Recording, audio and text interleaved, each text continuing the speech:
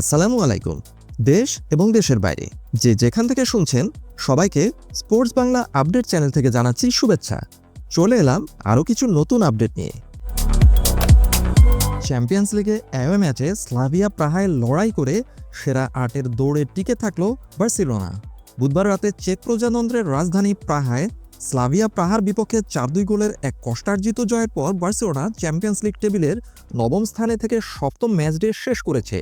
এই জয়ের ফলে লিগ পর্বের সেরা ৮-এ থাকার বাস্তবসম্মত সম্ভাবনা তৈরি হয়েছে বার্সেলোনা।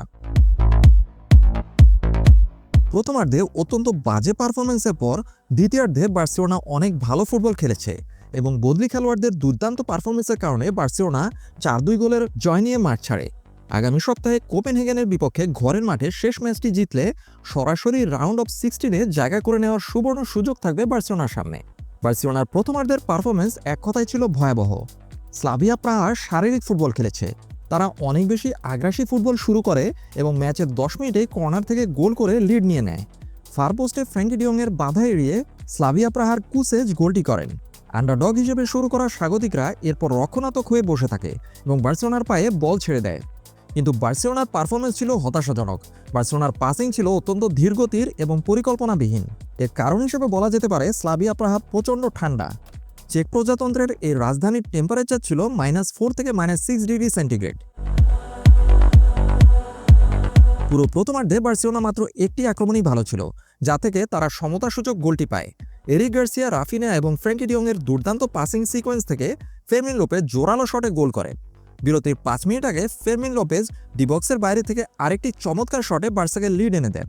কিন্তু বিরতির ঠিক আগ মুহূর্তে বার্সেলোনা আবারও কর্নার থেকে গোল খেয়ে বসে। এবার রবার্ট লেভানডোভস্কির কাঁধে লেগে একটি আত্মঘাতী গোল হলে স্কোর লাইন দাঁড়ায় ২-২।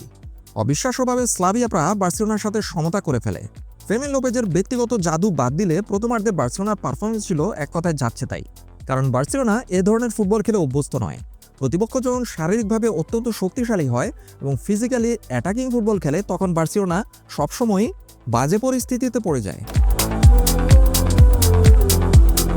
দ্বিতীয়ার্ধের শুরুতে বার্সেলোনা ঘুরে দাঁড়ায়, যার মূল কারিগর ছিলেন ফ্র্যাঙ্কি ডিয়ং। তিনি একাই দলকে টেনে নিয়ে যান।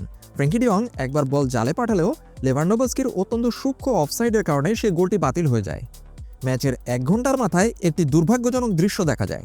পেদ্রি তার ডান হ্যামস্ট্রিং ধরে মাঠে শুয়ে পড়েন এবং তাকে দ্রুত তুলে নেওয়া হয়।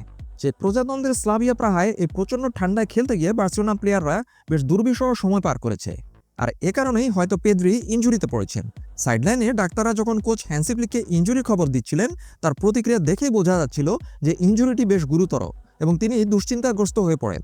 বার্সা ভক্তরা অবশ্যই প্রার্থনা করবে যাতে পেদ্রি খুব দ্রুতই সুস্থ হয়ে ওঠেন।